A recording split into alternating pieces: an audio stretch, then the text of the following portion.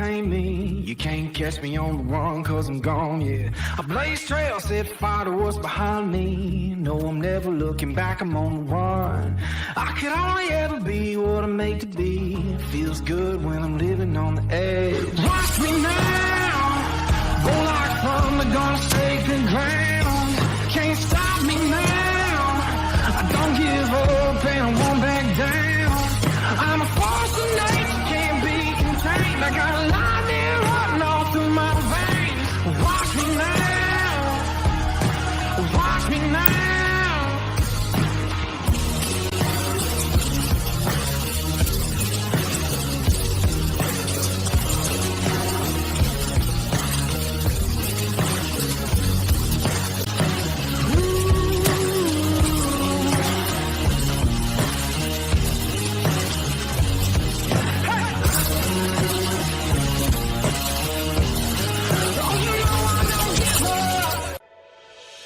Hi, I'm Wyatt Milam. I'm from Canova, West Virginia. When I'm back home, you'll find me at my local Par-Mar store. We have that gold and blue pride at your local Par-Mar store. We are coming to your neighborhood soon. West Virginia, Kentucky, Ohio, Pennsylvania, and Maryland, we have you covered. Download the Par-Mar app and sign up for the Par-Mar rewards card. Food, gas, groceries, and more, we are gold and blue proud, and we are Par-Mar stores. If there's not a Par-Mar store near you now, there will be soon. Hello and welcome to the WolfMan's Call this day. It is Monday, July 10th. We are here, 4 o'clock on all these channels. I hope you're excited today because we are fired up and I have quite the list for you. It's good. We have All-American, consensus All-American, excuse me, Joes. Brian Jozwiak, he's here talk about his tournament, and he's on the Fabulous Five panel today. And we have Frank Fear, author of The Band of Brothers, Then and Now, 66 to 70. He'll be talking as well, of course, because it's Monday, right? And we have WVU Hall of Fame for hoops, Darryl Prue. And let's not forget a man named Reno. As I said earlier, some things will be explained when you see it. But getting to that, I am so happy to have you all here, and let's get after it right away because I want to get into it with the panel. But let's take care of some business. Let's go ahead here with the WolfMan's Call Network. Hello and welcome to these fine establishments right here. I have to tell you how exciting this is, and the reason why is because look at this. All here. Welcome to the WolfMan's Call Network. We got legends out there in Lakeview. Aaron Gizzy, man, love you very much. Go ahead. You can watch it at Legends out there, 4 o'clock. Mountaineer Tap House, Mel, Melissa, how proud we are to have you guys on board the WolfMan's Call. And, of course, in Morgantown as well as you got the Mason Jar Saloon, Steve Reese, who also has the Mason Jar BBQ and More in Fairmont. All right, the slogan is unbutton those britches. Well, I think I would enjoy that. I think some others on this panel would as well. And of course, below we have the Pallet Bar, and of course, we got 24 drafts. You know, all their rotating craft beers, man. It's a great place. It's great food, and the Brickside Bar and Grill in Bridgeport. Don't forget about them down there. Rob Davis, eat local. And last but not least, for today, Route 22 in Weirton, West Virginia. They got the bottoms up, man, tap drill. It is amazing. It is cool. And they got 12 50-inch screen TVs all there put together to watch it up there in Weirton on Route 22. All that. Thank you for joining the WolfMan's Call Network. Man, I'm fired up. This is a great day. And let's go ahead now and start to bring on our panelists here. One at a time. I see DP. Dear Prue, how you doing, brother? I'm good, man. How you doing? Oh, I'm doing good, man. It's great to have you here. And we're going to bring on a man named Reno. Reno, how are you? Doing good, Wolf. In honor of the network. Honor of the network. Okay. Sounds good. Frank Fear. Frank, how you doing today, brother? I'm doing great, Dale. Good to see you guys. All right. And, of course, where is the Joes, man, down there? I don't see him on. Did he disappear? I'm not sure. Brian Jones, we'll wait till he gets back on. What's going on, fellas? What's happening? This a lot of it's What do you newsworthy this mean, what's week, baby. happening? Yeah, it's newsworthy. It's There's a lot going on. That's why I had you come on. Well, what happened to Joe's? Where'd he go? I don't know.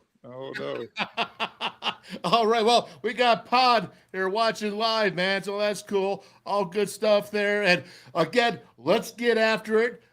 Frank, we got some things going on, but wait till Joe's gets back on to talk about his tournament. And let's talk now about the Big 12. And I see all of a sudden, there we got Joe's. Still trying, Joe's. Oh, there he is. He's popped on. There we go. Joe's, how we doing? Hey. Hello, Brian. Oh, boy. Uh-uh. A little bit of trouble today, Joe's. How you doing, man? All right, well, let's go ahead. I'm going to go ahead and jump this on here and see what we can do here. We'll go ahead and see, Joe's. Go ahead, jump back on, brother. All right, so let's go ahead, Frank. Let's talk about this Big 12, big schools. You want to talk UCF. What's going on? Yeah, I did. Last week we had a lot of fun looking at athletic budgets and looking at West Virginia's and the Big 12. Big 12 has done very good in the media market, and WVU is benefiting from that. And when we went over those data last week, we saw a huge difference between the sustaining Big 12 members and the 4 incoming members. And hey, it's no secret, one of the reasons why those 4, they're in the group of 5, wanted to go up to the Power 5 is because they're going to get a big payday with the upgrade. And as you know, we talked about this all the time. I love college football history, and it's not any exaggeration to say the entry of USC, University of Central Florida, into the Big 12 is historic. I mean, it's historic in a variety of ways. Let me go through some of the numbers. It's great to see Pod here. He's a member of the Band of Brothers, 66 through 70. And when Pod was in high school, he could not have gone to the University of Central Florida because Why? It didn't exist. It didn't exist. All right. In fact, I don't know what your age is, but if you were born before 1968, there was no USC. So it was established in 1968, actually as Florida Tech. Now, here we are, how many years later? 70,000 students. The second largest university in the country. What's number one, Frank? What's number one? Texas A&M.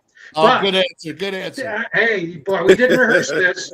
I looked it up. I said, "Was he going to ask me who's number one?" And it's Texas A&M. But here's the thing: Texas A&M is a system. There are multiple campuses. It's not just College Station. So get this: West Virginia's been around since 1867. We have about 225,000 living alums. They have over 350,000 living alums at Central Florida. So when they were established back in the mid-60s, opened their doors in 68, the expressed goal was, we're going to be big, and we're going to have football, and we're going to be good at football. So here's another historic fact. No school in the history of the NCAA has done what University of Central Florida has done. They were in Division III, then they were in Division II, then they were in the football championship subdivision, and now they're in the bowl division. No team in the history of the NCAA has been in all 4. So when fans say, oh, I see, good football team, look at Scott Frost, he had a great career there, went to Nebraska, it didn't go so well, but Central Florida's made a lot of headlines, right? They're a good football team. Well, yes, but they wouldn't be in the Big 12 if it weren't for the fact that plans were made decades ago to combine a huge school, biggest school in Florida, second largest in the country, with football, and that's putting UCF on the map. The other thing that's historic, Never in the history of college football has there been what we call an academe, a directional school, and that is a school with a place in a state in its name. University of Central Florida. All the other centrals and northerns and easterns, they're in the group of 5 or Division II or in Division III, but not where UCF is. The point I would make, and I'm going to stop here and see if you guys have any questions or want to make comments. Don't ever underestimate the aggressiveness, the intentionality of UCF. They aren't coming into the Big 12 just to get the money, and they're going to get money. Let me give you these numbers. When I saw these numbers, I couldn't believe it. In 2021, the share they got from the American Athletic Conference was $7.96 million. In 25-26, they're going to get from the Big 12 $50 million.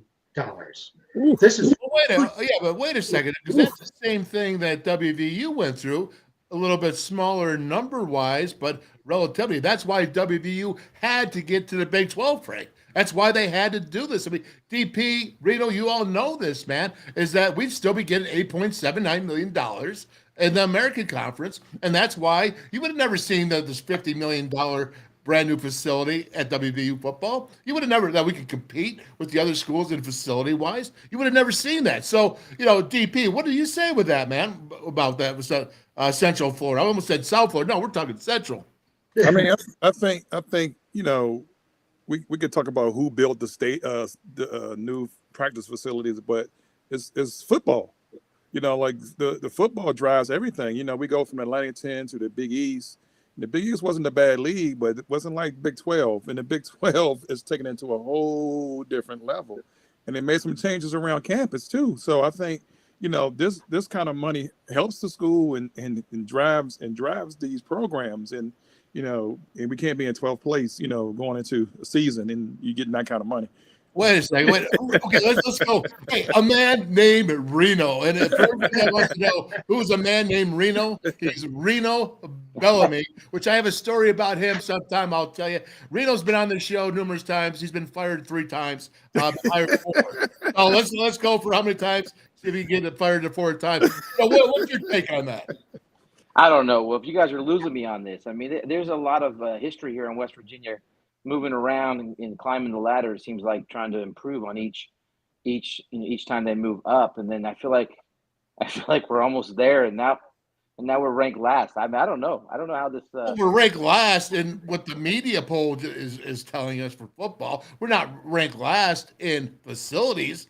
I mean, how many drinks have you had out there? That's what we're talking about. Fair, good. I'm glad you're defending it. What do you want me to do? I mean. I'm trying to winning is how things grow. I mean, are you telling me that you guys have been ranked last for the last 20 years and built these facilities? No, we're not telling you that. Okay. Let me tap onto that. I mean, please. So when I first came to West Virginia, before I came to West Virginia, or when I was my first year, before all the big time television and ESPN, there was a TV channel up here, like a PBS channel. So they would show games. It's like, if you want to see Darryl Prue play, they'll cut the game off as a commercial. You want to see him play, donate some money. Then Home Team Sports came in with a contract, which became Comcast. You know what I mean? Then, so, you're in a way, you're right, Reno, like winning and playing and being successful, helps you get into this league. So we help, in Atlantic 10, we help get into the Big East. But it's more about football, but we was a part of it. Then the Big East, they had success in the Big East. That's how you get into the Big 12. And I think the success that Central Florida has caught the light of the Big 12, so they compete. So I think some of what you're saying, Reno, is kind of the equation. The success from the past helps you get into the bigger league. Yeah, but then look where we're at now. We're not saying that we've been last place for the last 20 years. No. That's not what anybody said there. Okay. Obviously, we're the 14th winningest program all time in football. So you couldn't be last for the last 20 years. Okay, that's just math right there. Frank, go ahead and continue on now. Let's go ahead to the next level. Well, I think it's a good conversation. I think the difference between WVU and University of Central Florida is that football was a much bigger driver for UCF getting to the big time than it was for WVU. I mean, we were a university, a major university, a state flagship university since 1867. We were founded as a university. As I said, Central Florida wasn't even around until 1968, and they didn't start football until 1979. So the leaders of that school, going back to what Darryl said, hey, football is going to be a driver here, not just of athletics, but it's going to put us into the big time. And I'll say this, money is really critical because they need more money, but that team has its eyes on a national championship. There's no question about it. It's in Orlando. Its story is very parallel to Disney World, where there was nothing, just a piece of land, and look what you have now. International magnet people go to. Well, UCF. And West Virginia, I think, has to really watch out because UCF is going to be riding the football train. There are only two other schools that I can think of, and put this in another perspective. Up until now, and I mentioned this about a month ago, major teams would transfer from one conference to the other. Maryland left the ACC to go to the Big Ten. Nebraska left to go to the Big Ten.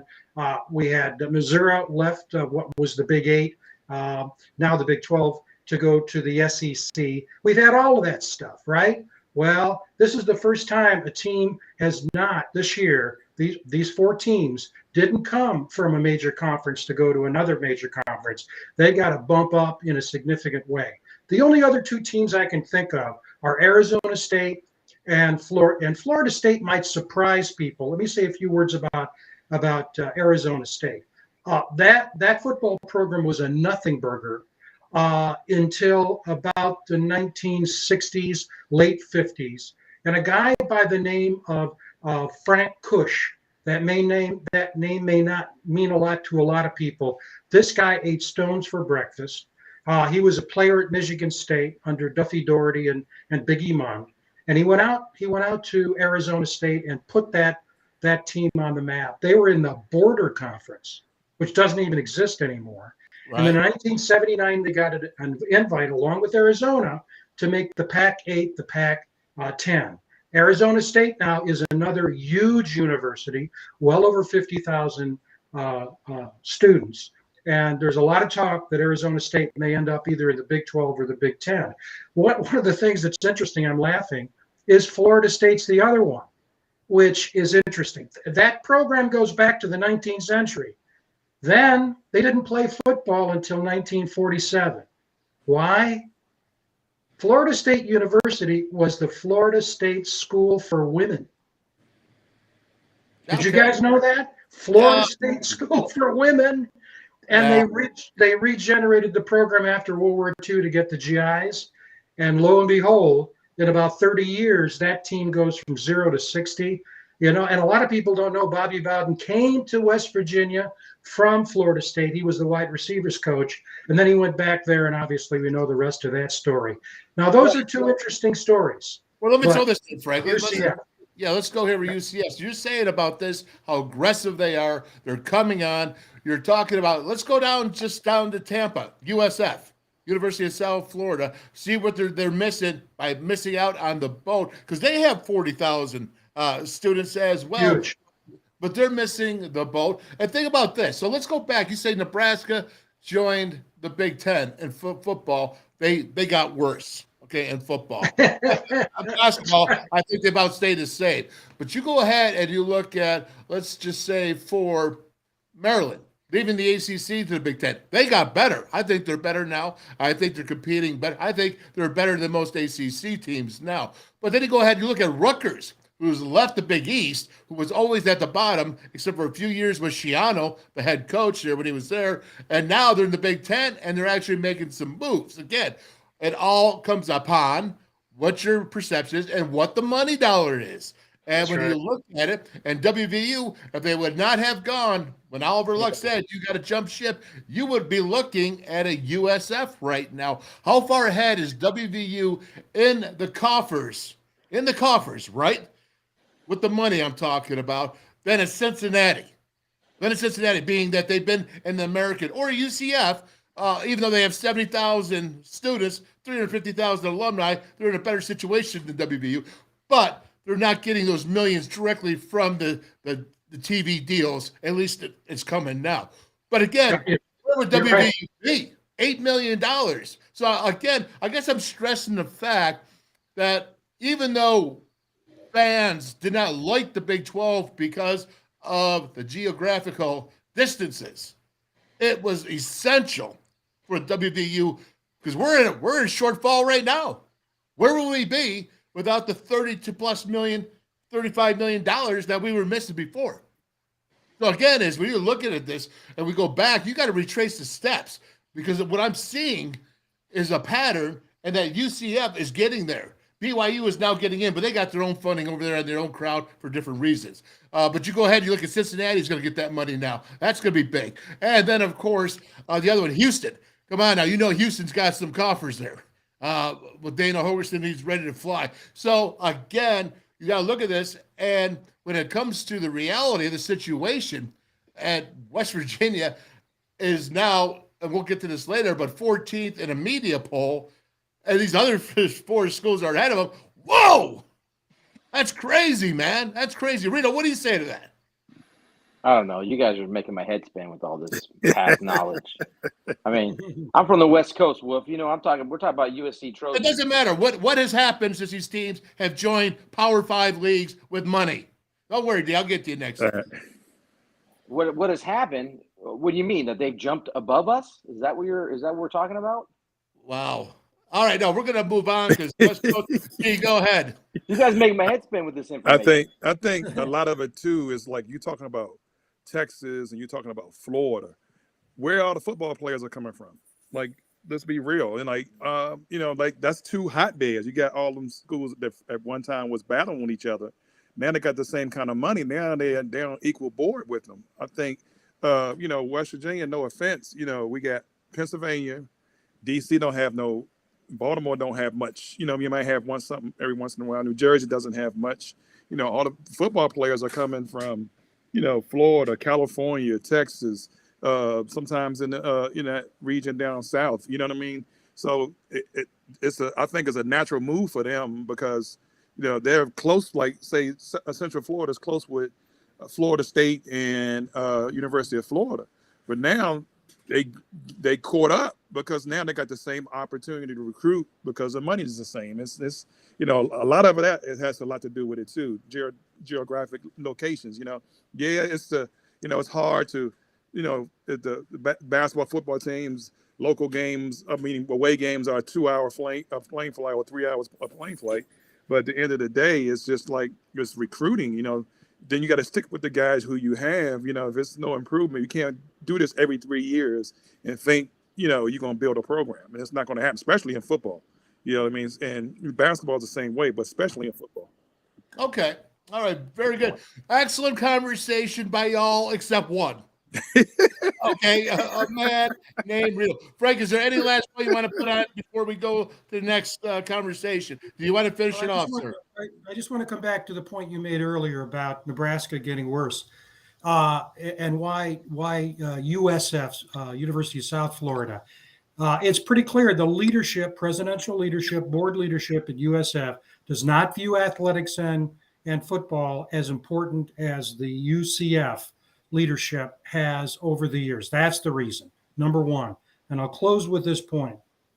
Okay, it's great. You're making that move up. But if you look at the record that UCF has had against Power 5 teams, just look at last year. They were 1-2. 1-2. They beat Georgia Tech. Just about everybody beat Georgia Tech. But they were beaten by Duke, not that good of a team, and beaten by Louisville, which was not a good team. So UCF's going to have their hands full as they make the transition. The question is, how quickly will it take them to move forward? Now, we got a couple of linemen here. What's interesting about UCF this year is that they've got senior leadership on the offensive line and defensive line, but they're weak. Their strength is their quarterback, who runs as much as he passes. They've got a weak secondary. The hot tickets in Orlando, I live in Florida part year. The hot tickets in Orlando this year for home games are Baylor and West Virginia, and they get to play Baylor first. In September. We get them in October.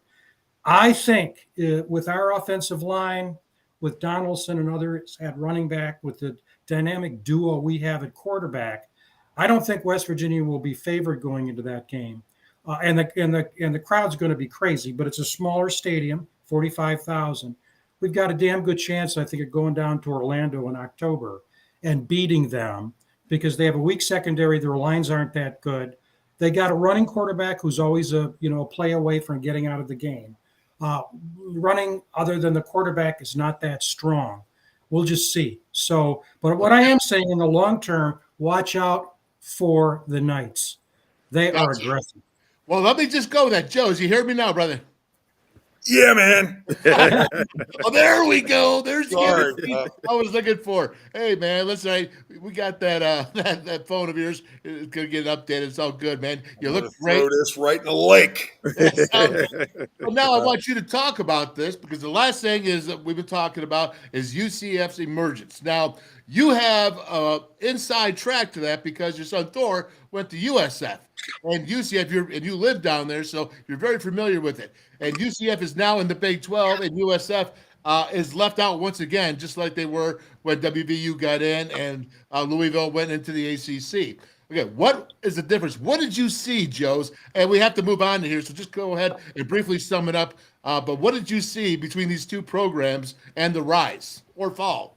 Well, UCF just got on the national stage, and they've stayed there. They got a great coaching staff. They got a super way of recruiting there, and it is Orlando, Florida. I think kids want to come and be in that environment down there, and they got a great fan base. I heard Frank say, man, that stadium, it's only about 45,000. But I've been in that stadium during football games, and that whole thing just bounces. I mean, them people, they love their football, and, they're excited to be in the Big 12. Their offensive line coach used to be the O-line coach at West Virginia, Herb Hand, years ago with Rich Rodriguez. So, Herb's got a stake in that a little bit. You know what I mean? It's personal. And, I think it's going to be a heck of a game. The big thing, though, is we're talking about a game that's how many games into the season. We got a lot of work to do before we get to UCF. And if we're in a bad situation at that point in time, they'll hand us a lunchbox and tell us to go home. So, it just how I feel about it. I mean, we got to be on our game September 2nd and show all the naysayers and all the world that what's in our locker room right here, right now, that's going to get it done is the real deal. And it's important. So absolutely.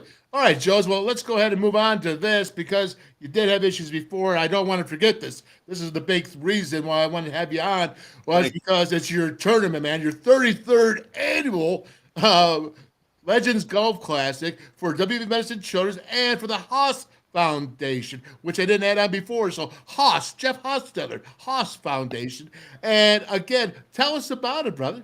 Well, hey, I appreciate you let me talk about it. It's 33 years we've been doing this, and of course, Wolf, like you guys all know, back in the day when we were players up there, we got to go visit the hospital and visit with the kids, and I just made a real good connection with that experience. And when I got done playing, I wanted to give back, start doing something that would keep me connected to that hospital as well as WVU. And here we are 33 years later, getting ready to have our tournament and our Thursday evening event up there at Tropics. And, we got a whole slew of guys coming in this year, about 35 alumni, that support this thing and come and enjoy a great Mountaineer experience. So we're excited. We're really excited about it.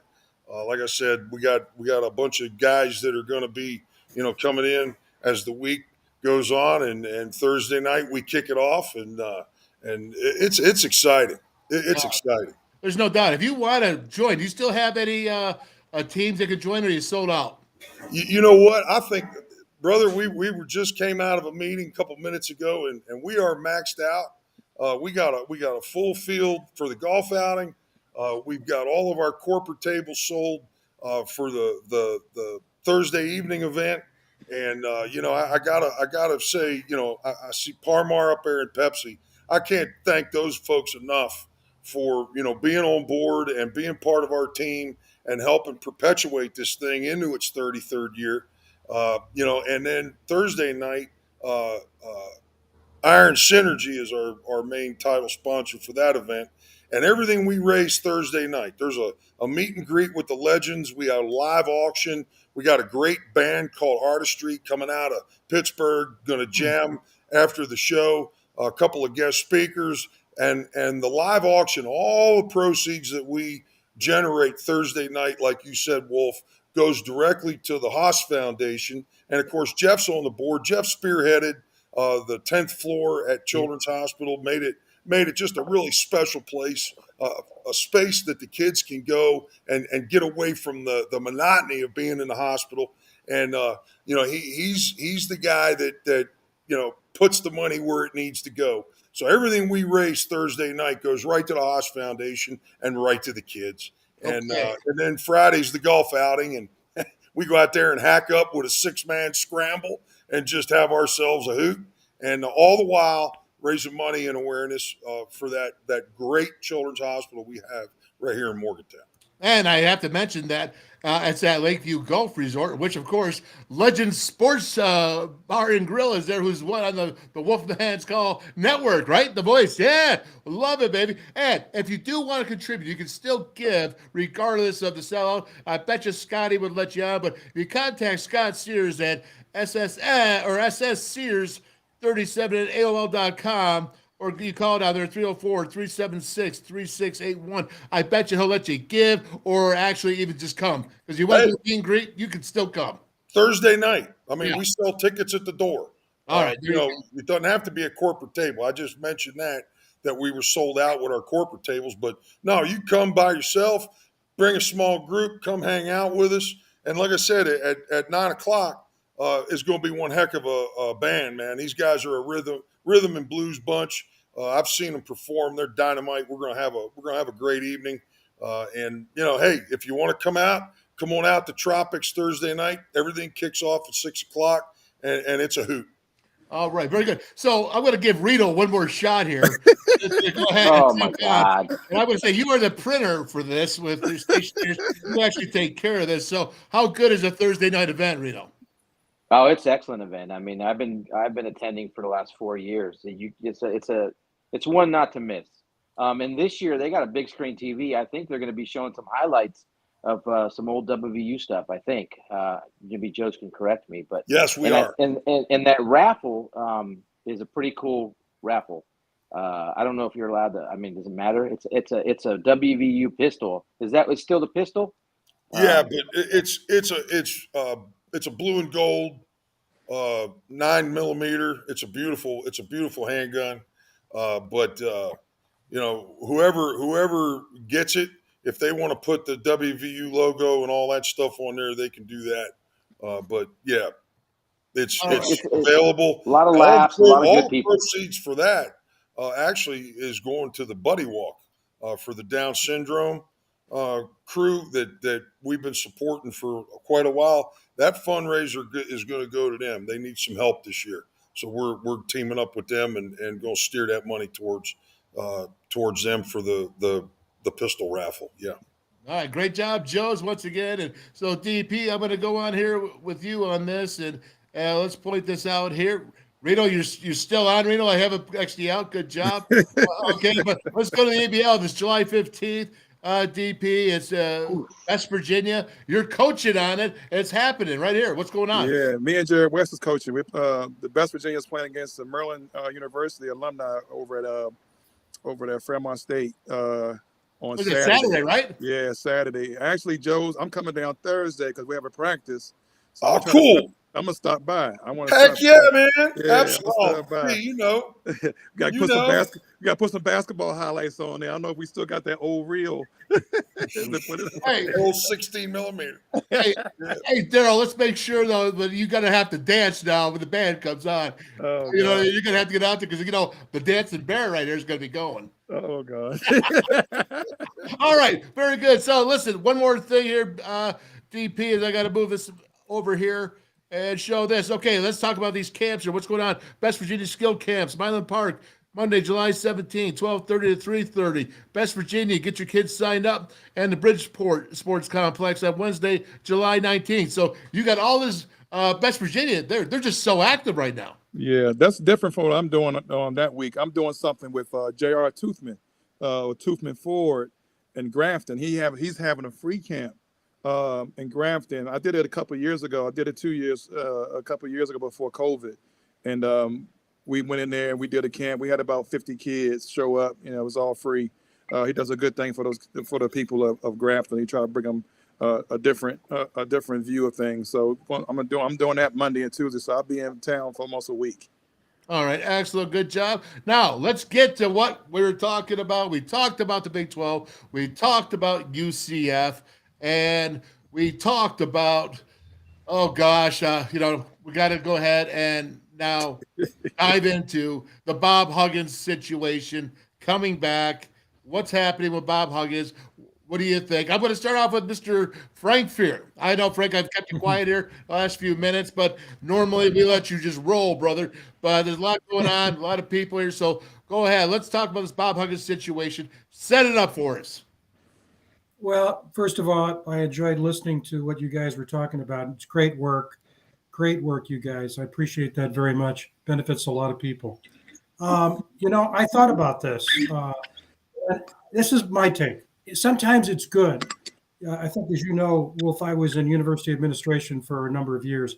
Let's not talk about Mr. Huggins. Let's not talk about Mr. G. Let's not talk about West Virginia. Let's not talk about basketball or a coach. Let's do basic human resources 101 when there's an employee situation. And let's apply human resources 101 to Bob Huggins and West Virginia. If an employee does something not so good, transgression, okay, what an administrator will do is call that person in, and after a talk, sometimes before the talk, there's a letter, and it documents what the problem was, and basically at that point does a couple of things. Either there's a punishment in that letter. It might be you're not going to get a merit increase this year. You're not going to get a pay raise, or it might be something else, or there may not be a punishment. But almost always it has, what happens if you make another goof? What's the penalty going to be? So if you take basic human resources 101 that applies to all kinds of institutions, what did WVU do? After that incident on air in Cincinnati, they told Huggins, okay, you're going to be docked $1 million. Here's what the money's going to go to. And there were other penalties. It also said, hey, if you embarrass the university one more time, you're done.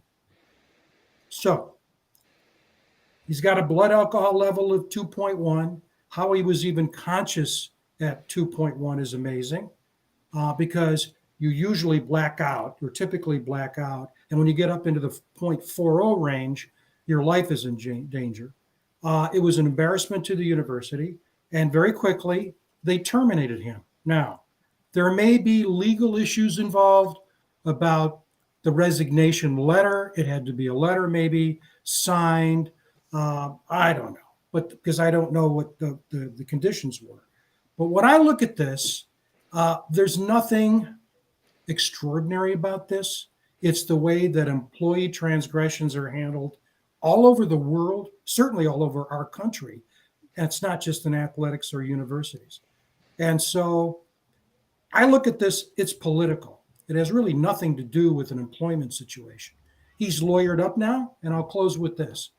He's too smart of a guy to do what he's doing running the risk of ruining his reputation, ruining his legacy, if he didn't have some big time politicians. I don't mean that in an elected sense, but people who have a political pull in Morgantown and or Charleston backing him up. If he's doing this solo, I'd be shocked. The other thing, and I will close with this, is in denial.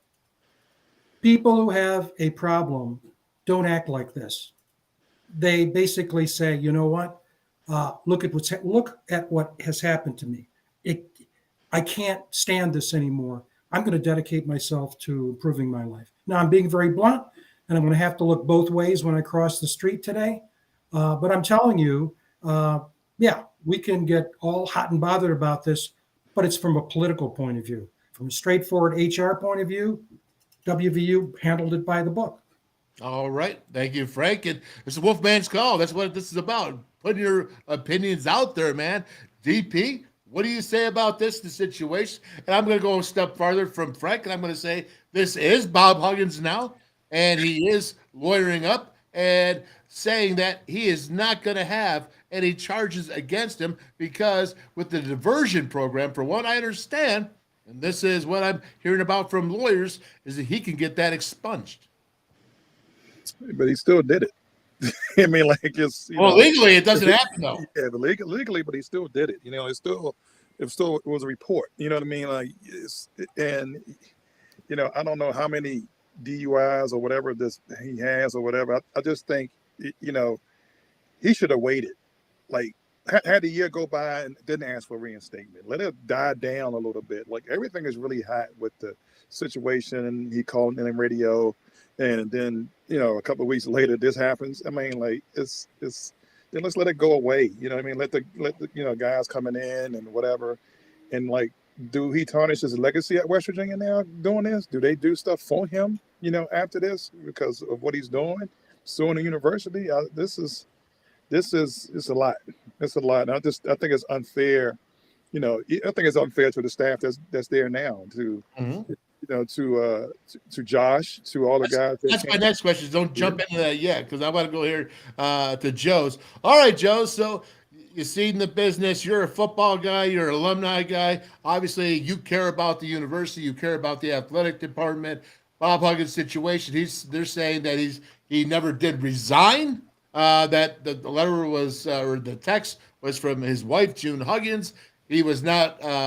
And I'm not saying, because I know you're not a lawyer, so obviously this is just an opinion, and that's not a rip on you because I'm not a lawyer either. So we're not holding your word to this. So, but the idea is that saying that he was not resigned. Now, listen, they're thinking the charges are all going to be dropped and expunged legality-wise, and they're saying that you can't let him go because he said he was going to go in there. What is your thoughts on that? You know what, Wolf? I can't speak to all, like you said. I'm not a lawyer, and the legal stuff and all the stuff that's flying around, all the rhetoric. I mean, I don't watch the news, so I'm kind of uninformed, except for the fact that what a freaking black eye it is on the program that's in a real tough situation right now. Anyway, I mean, we're picked last in the Big 12. I mean, the bright spot, I guess, was the beautiful season our baseball team had. But when we're talking about the two crown jewels, football and basketball, you got a football program that it can't go any lower than where it's at right now. And you got a basketball program that was on the verge of maybe having one of the better opportunities for a big time season. And then this happens. And it's like, I mean, we're getting punched out in the face and it's rough because, yes, it affects all of us. So whatever happens, I don't care whatever happens. The damage is already done. The damage is done as fast as it happens. And I've been in these shoes in my past time. And once it's done, it's done. You can't undo it. You can't go back and say the what ifs. Well, I should have paid a GA $500 to drive me around. I don't know. I mean, there are all other alternatives. We know this. But when you get up in here that, and I heard Frank say it, there's a denial aspect and there's also hey, I'm above that. If I get stopped or I get nailed, they'll get me home. I'm who I am. And that's a scary attitude, because you're going to catch the wrong guy at the wrong time, and here we are. Look where we're at. So the damage is already done. You know, I wish the guy all the luck. I love the guy. I've been around him in my past, and you know, I wish him the best, and I hope he gets himself straightened out. You know, but we don't need to be drugged through the mud like this as a university athletic program, man. We got enough problems on our plate. All right. Yeah, you know what, Joe? It's good points. That's why I brought you to conversation. Wondering still about this one. Reno, how do you find the solution here? I'm all over the place right now with this. I feel like everybody's throwing him out. I mean, I'm not understanding. I mean, I know I'm an outsider from West Virginia, but I mean, how do I put this? There's always a line when you have organizations like, you know, public and school systems, and you know, you work for the school, you're behind that line, you wear the logo, and you feel like you have to make these calls and these decisions. But sometimes you forget that the heart of your team, the heart of your job, the heart of your purpose comes from the fans, comes from the people. And in West Virginia, football, basketball, West Virginia basketball and football, and Marshall football, maybe basketball, is all they have. I mean, what other sport do we really have that we can cheer and be excited about? And I'm not saying that, and I like what Joe said, you know, some people feel like they're above. I get that. But nobody was saying he felt above when he was doing well. I mean, I'm kind of like in awe that everybody here is excited about. Not excited. I'm sorry. That's a lousy word. Boy, you're hanging on right now. I'm sorry. But I'm like, I can't even get my words out.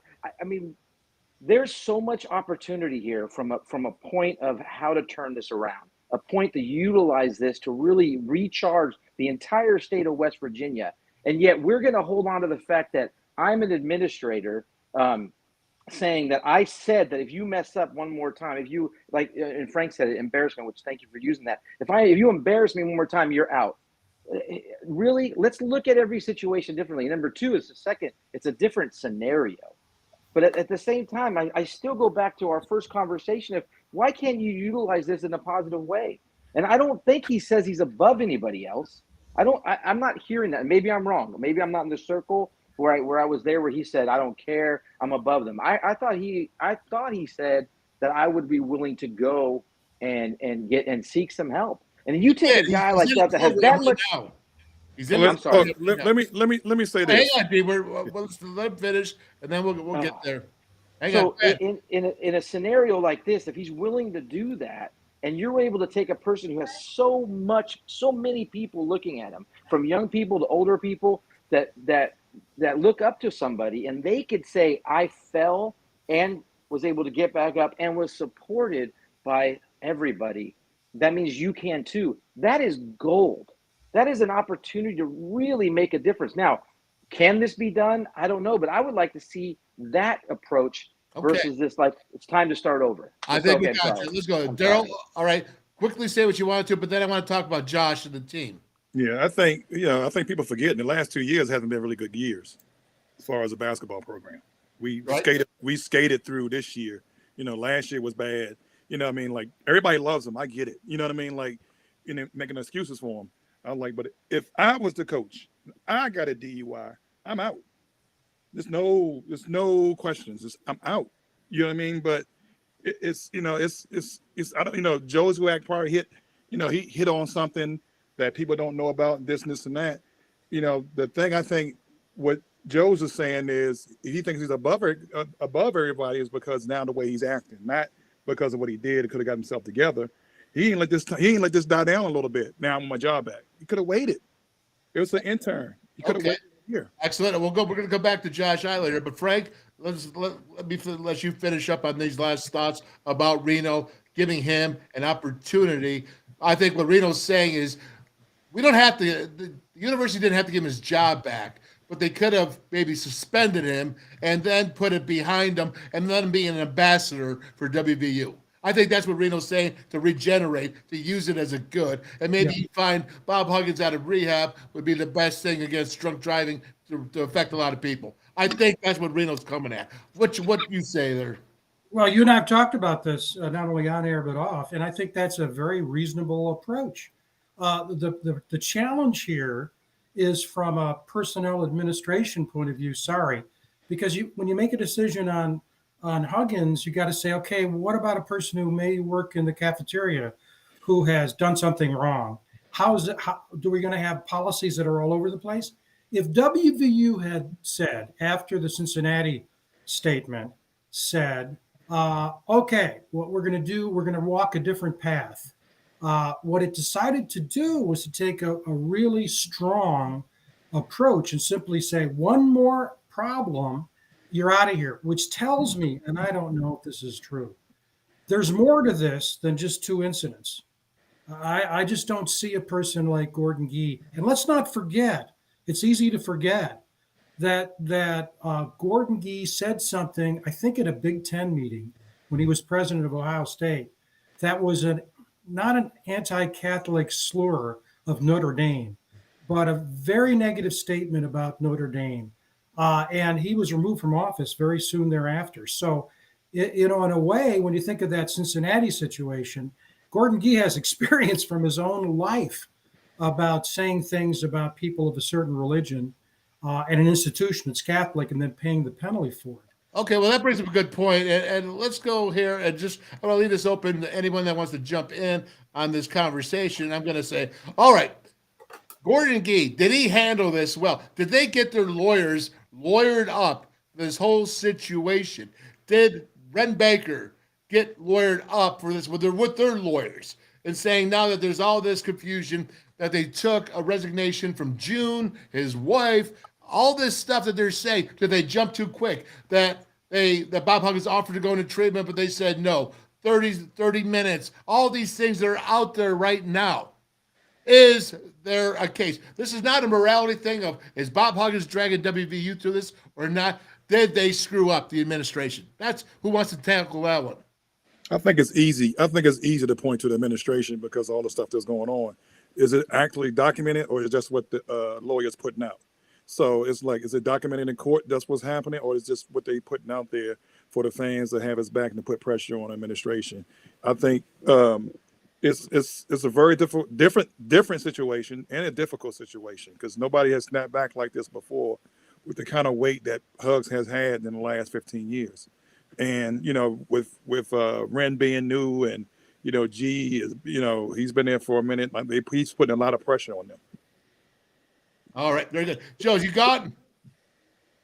Oh, I got you. Got to take off. So I got a question for you. All right. Wolf. Oh. Can you hear me, Joes? Yes, I hear you. Okay. All right. Last, because you got to jump off because you got the golf tournament dinner and all that. All right. So WVU, is it in a dumpster fire with WVU? When has WVU in the last 50 years ever been picked last in a league, in any league in football? Is right now athletics, WVU athletics, in a dumpster fire? We need a fire extinguisher quick. Yeah, I think so. I mean, we're in a real tough situation. I mean, we're in a deficit in terms of budget. We're picked last. We got this going on with the basketball situation. There's a lot of smoke around this thing. So hopefully, again, the best deodorant's winning. Sorry, but the best deodorant is winning. And if we can come out of the gate and those guys on this football team start getting something going and we win some ball games, it'll help. It'll certainly help. And it's a rough situation right now. But you know what? Hey, we're Mountaineers. We wear that WV. I see it all over the country when I'm driving around, and I'm telling you something. We're all Mountaineers. We want our program to be successful, and right now, that's a big question mark. So we got a lot to prove. The way I look at it, and you guys can all attest to this. You guys that have been in the locker rooms, okay? Everything that happens out here And it's a challenge in this world today with these kids because they're affected and they're bombarded by so many distractions and so many different things. But at the end of the day, man, I'm sitting in a locker room with a bunch of guys or girls, and we're going to be a team, and we're going to go out there and we're going to do battle, and we're going to fight to the finish for victory. Okay? That's why we play the game. So all this other stuff, those folks in that locker room, those football players, first of all, if they ain't pissed off, if they ain't just losing their mind about being picked last, you guys suck. That's what they're saying. You guys suck, and you don't have a chance. Joe's Herb Street was laughing at him.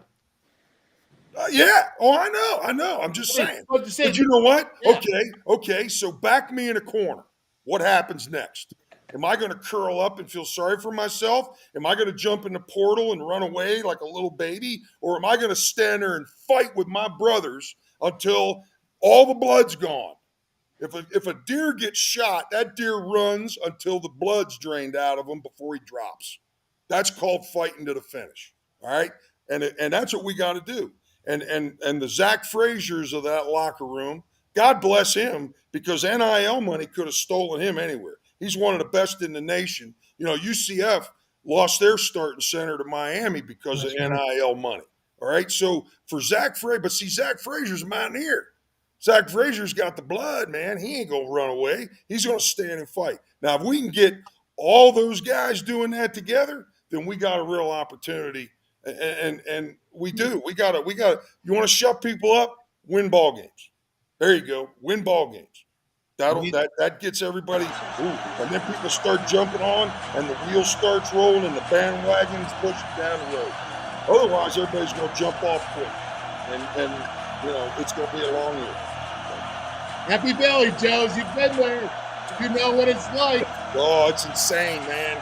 It's insane. That environment, when it goes, they got that thing that goes. You hear that sound? Holy crap, man. I got goosebumps. Look at me. I got goosebumps all over me. Woo. I hated that sound.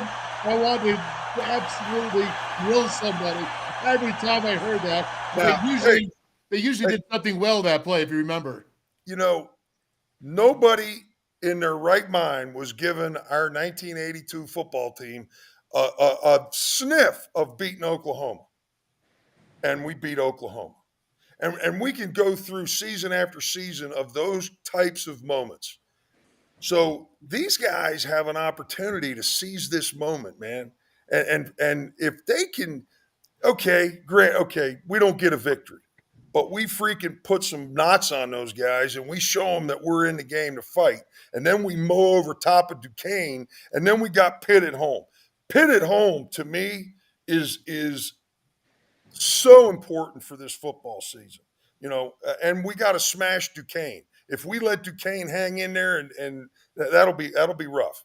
But, you know, hey, man, great things can happen if you believe and if you've put in the work, and most importantly, and I just, if there's one person in that program anywhere that doesn't think we have a chance to win, that doesn't believe and isn't willing to fight until the final whistle, then we really don't have a chance.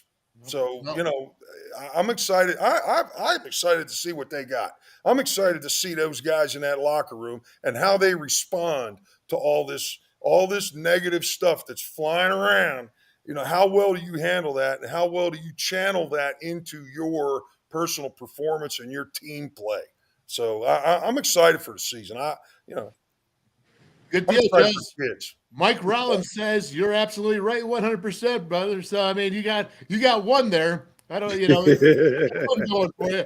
That's cool, man. And I'm going to tell you what, you're right, and you know exactly what the building blocks are of any team, what the foundation is to any team. If you don't have a belief, you don't have a chance. Okay, you gotta at least have a belief that you can win. So that's something to hang on to cling to when the times get rough. Joe's, go ahead and get out of here, brother. Thanks for staying there. Guys.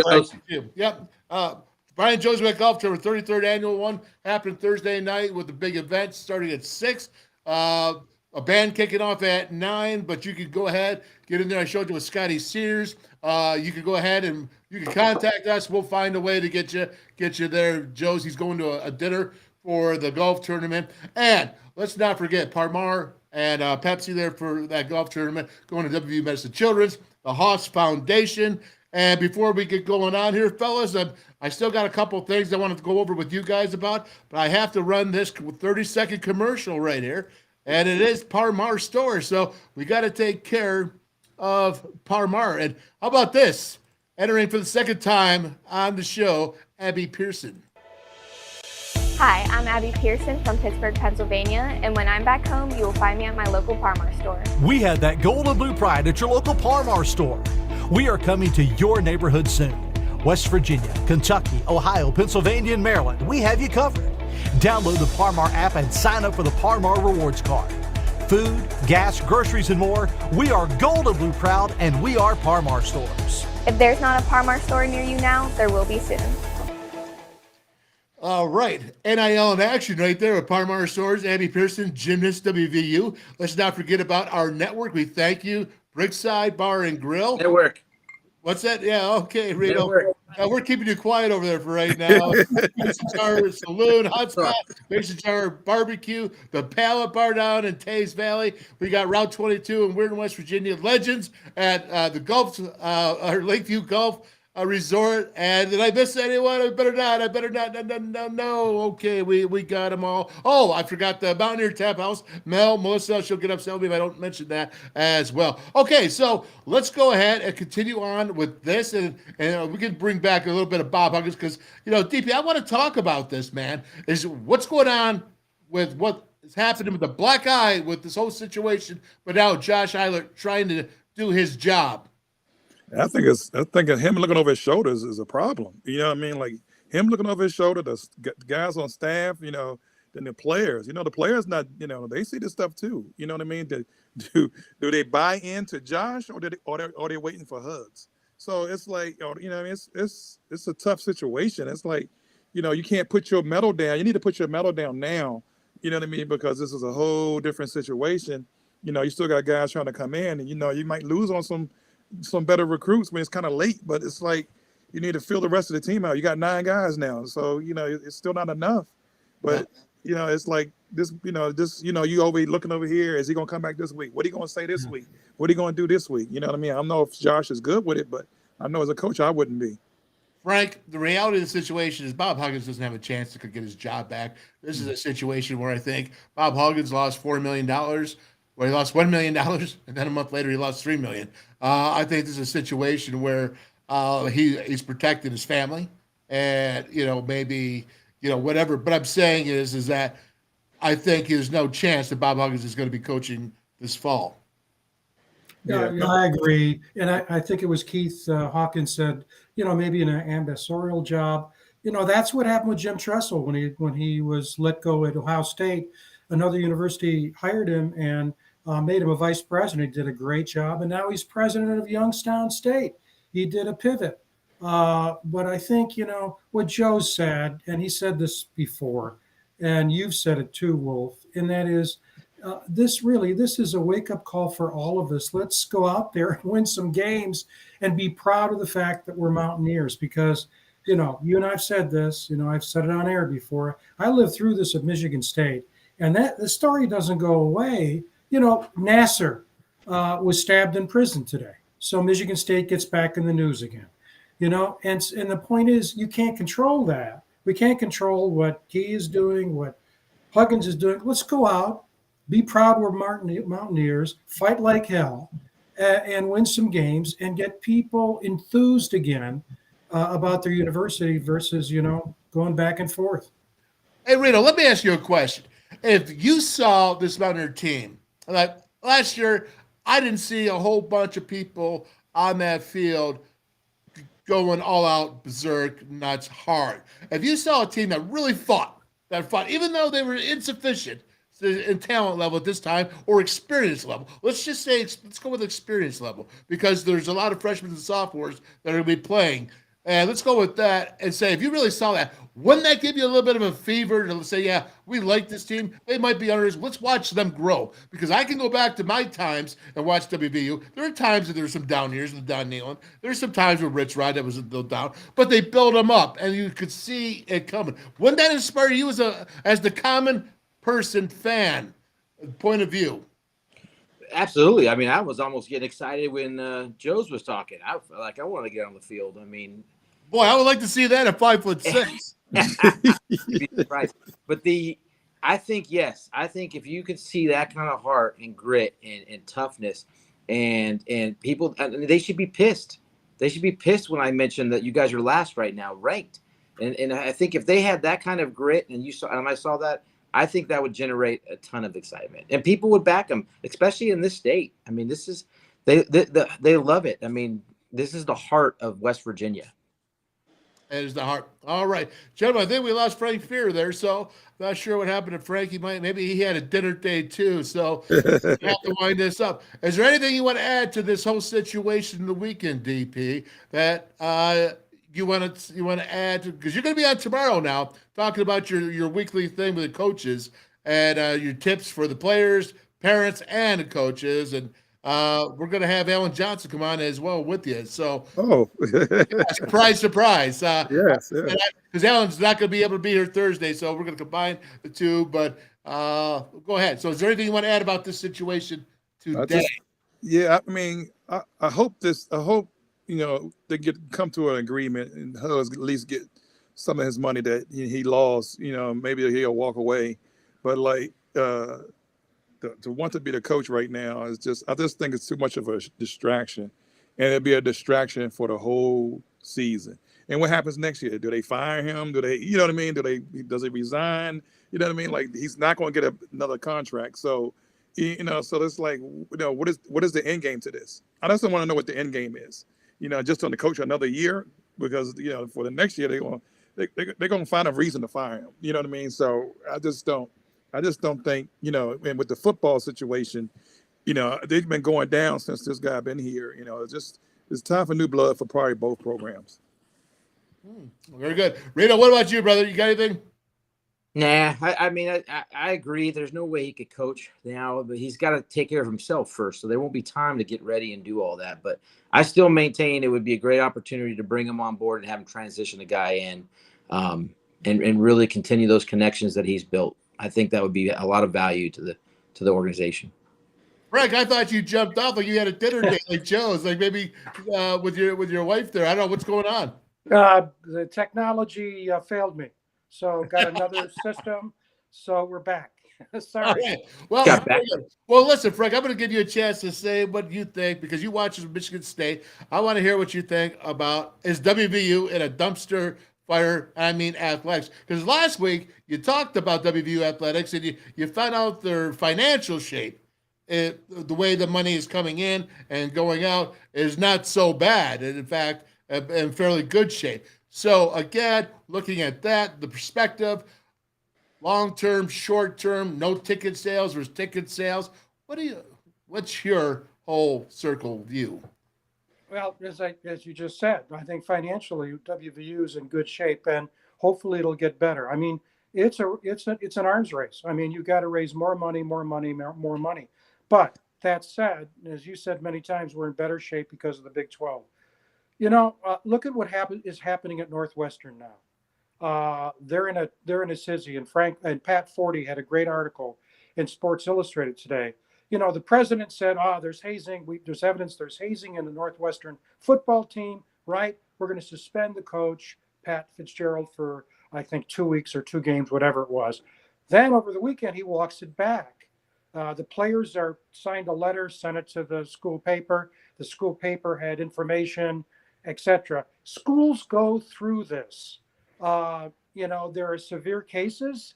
I think that clearly Michigan State has had a severe case.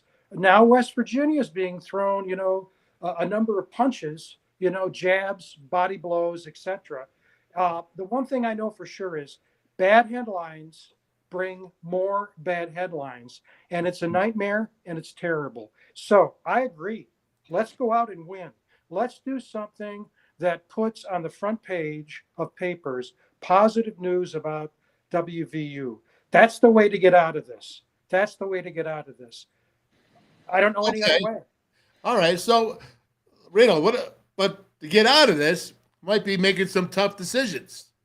And Ren Baker and maybe Gordon Gee, who's been involved. I mean, they let Shane Lyons go at the worst time an athletic director could be gone if you're going to say we're going to base our decision on for the keeping the head coaching job right there, Neil Brown. We're going to base it on Ren Baker coming in. That was 3 weeks right during a critical recruiting period, and the program was floating down the river without a paddle. So maybe some blame goes here on Gordon Gee. Some of it goes on maybe with Bob Huggins, but now you got Josh Eilert in this situation. And how do you find the solution for all this?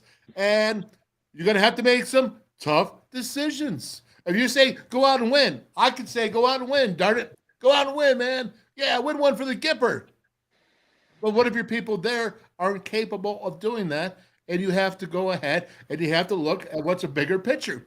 Because the losers nowadays, not only do they lose in a lot of things, they lose financially, which means they can lose out in the big picture as well. Teams that don't have success, we are ranked last in the Big 12. We have 4 G5 schools. Well, okay, BYU was not a G5 school in my opinion. That was an independent. Okay, not a G5 school, but we have 3 schools that are G5 that are ranked higher in West Virginia. Now, we all know you better have some success if you want to be included with the other big success programs. You got to have success. So you have to make some tough choices. Yeah, like, when we did the basketball thing this year, we kept on wanting them to win. The fact is they just wasn't good enough. The football team might not just be good enough. You know what I mean? We could sit here and rah. We are fans and stuff like that. But at the end of the day, you have to be good enough. There's a reason why they were picked 14th, and there's a reason why, West Virginia played the way they played basketball this past year. You know what I mean? So now you just got to clean house. It was a bad year the year before basketball and a couple of years before that. You know what I mean? So it's not like it's been, like it was when we started. You know what I mean? So, then with the basketball program, and it's, the downfall started in January when he released Larry Harrison. Then everything just started going around. You know what I mean? Sometimes coaches, sometimes men, not to say coaches, sometimes men need a voice or reason. We all need to talk to somebody and say, yo, you shouldn't do that. You shouldn't do this. No, that's not right. Some people don't want to hear it, when they get to a certain level, as Joe said. But at the end of the day, we all still need someone to keep us level-minded. All right. What's bigger than that? I think you were on this something when you were talking about culture. We're talking about the who's typing. Okay, hang on, fellas. Oh, hang on. Let me see. Is that you, Reno? No, it's not me. Hands up. I think it's Frank. No, that's Reno. No, I think it's Frank. All right. It's out. All right. We got some problems going on here. So, guys, we're going to have a call for today. I don't know what's going on, but I'm going to have you off, man. Go ahead. Right there. And there. Well, it's not me. I can see that. Okay, so. I think we got hacked. Did you get hacked, Reno? It's Reno. It's Reno. Hey, Reno, guess what? You're fired. All right, Frank. How you doing, Frank? We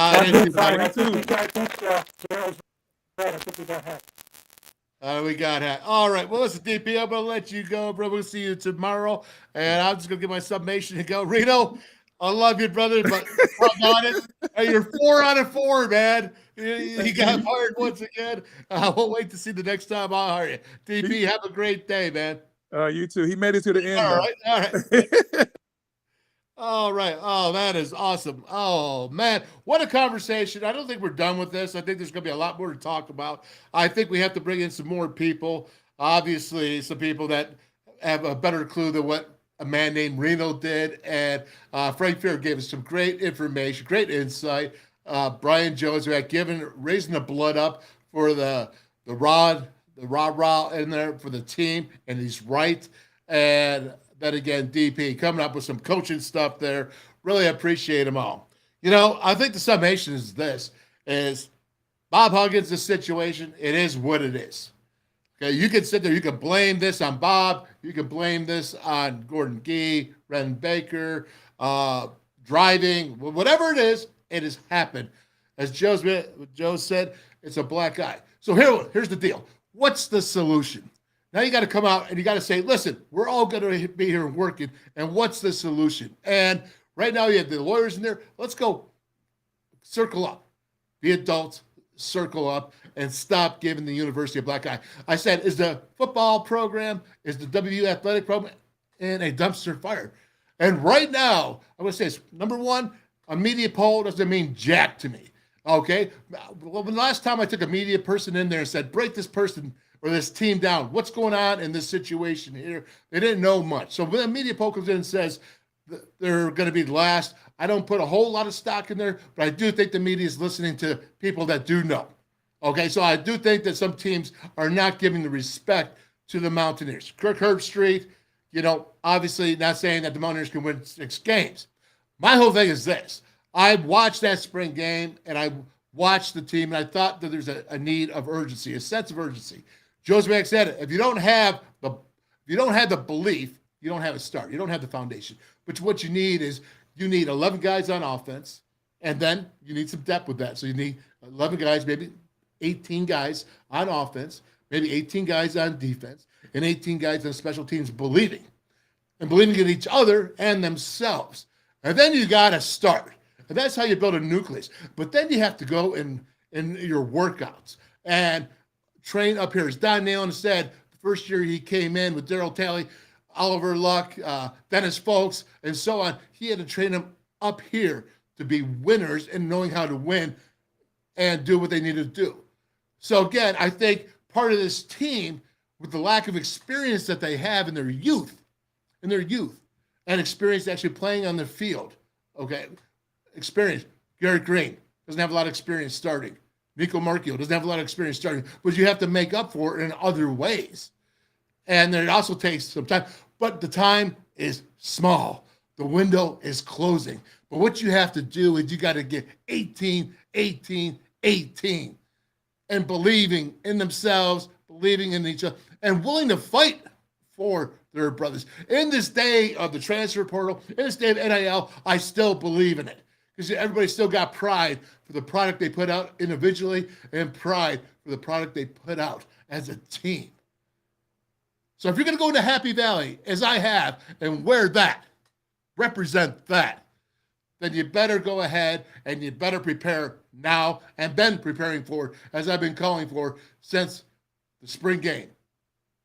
And doing what you have to do in summer ball to get better and better. Who cares about the challenge? 82. Yeah, I remember 82. My brother Ron was on that team. They went out there and they smacked Oklahoma. They smacked them. And it's doable. You just got to get a little bit of snot coming out. You got to get a little bit, crap coming out of your neck, man. Offensively, defensively, special teams. And you better circle those wagons in their locker room. And you know what? You better not listen to what people are saying to you, like, Kirk Herbstreit saying that. But they better circle together and let them piss you off. As a group, as a team. I'm down there. If I'm Neil Brown, I'm saying, hey, they're laughing at you. You're a laughing stock. Right now, because Herbstreit was laughing about 6 games to get 500. People are laughing saying, what, you're 14th. 14th. 3 G5 schools are ahead of you. Well, let's go show them. Let's get together. Yeah, I'm talking to you about you, Zach Frazier. I'm talking about you, White Mountain. I'm talking about you, Doug Nestor. You are some 3 West Virginia boys that understand what the Mountaineer attitude is. And you're also older now. And it's up to you to display to the others what that Mountaineer edge is and the legacy you've come from and the blue collar that the people of West Virginia are and what they expect of their football team. So to sum it all up, is WU Athletics a dumpster fire? Not necessarily. but it certainly has a black eye or two. And house cleaning, better get in order. Better get in order. That goes up to the administration because Mountaineer fans expect more. You want to charge and pay or have the fans pay those prices to be in there? Mountaineer fans with Bob Huggins, they filled that Coliseum. Big 12, all that excitement. I want them to do the same thing for Josh Eiler. I want that stadium filled over there. But to do that, you got to make some decisions or get your house in order. And that's coming from a dude that was 15 years in that system, understanding and knowing. Everybody's got to be responsible. Everybody has their end day. Everybody. All of us, including Bob Huggins, Gordon Gee, Shane Lyons, Ren Baker, Dale Wolfley. And that's it. My friends, we are going to go ahead and go today. Got to thank right now as we start off with Bridgeport, Brickside Bar Grille. I got all fired up, man, juiced. And you got there with Rob Davis, Brickside Bar and Grill. Then we got the barbecue, Mason Jar BBQ and More. Unbutton those britches there with Steve Reese and Mason Jar Saloon and Hotspot up there with Steve Reese in Morgantown as well. You got Gizzy out there with the Legends Sports Bar and Grill right up there, Lakeview. I'll read this right off my mind, man. And of course, the the Mountaineer Tap House. God bless you, Melissa, right there in downtown Morgantown. And of course, we got Route 22 in Weirton, West Virginia, and the Pallet Bar down there in Teays Valley. We want more. If you want to join, WolfMan's Call at gmail.com. WolfMan's Call at gmail.com. We will go ahead and we will advertise you. I dropped the link. You can always come on. You get someone from the establishment come on, someone from your home, wherever you may be. This is what we do. We sit here, we talk. And we want you to come on the show because Mountaineer Nation, we want you to join our conversation. Have a great day. Hi, I'm Traylon Davis. I'm from Jackson, Ohio, and when I'm back home, you will find me at my local Parmar store. We have that gold and blue pride at your local Parmar store. We are coming to your neighborhood soon. West Virginia, Kentucky, Ohio, Pennsylvania, and Maryland, we have you covered. Download the Parmar app and sign up for the Parmar Rewards Card. Food, gas, groceries, and more, we are gold and blue proud, and we are Parmar stores. If there's not a Parmar store near you now, there will be soon. Stationers, #1 office supplier in West Virginia. Always in stock.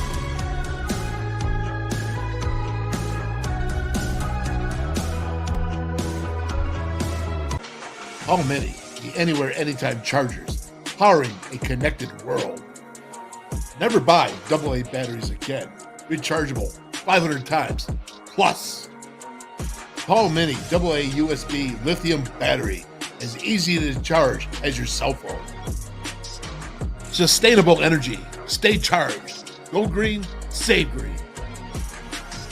Feel the power of Paul.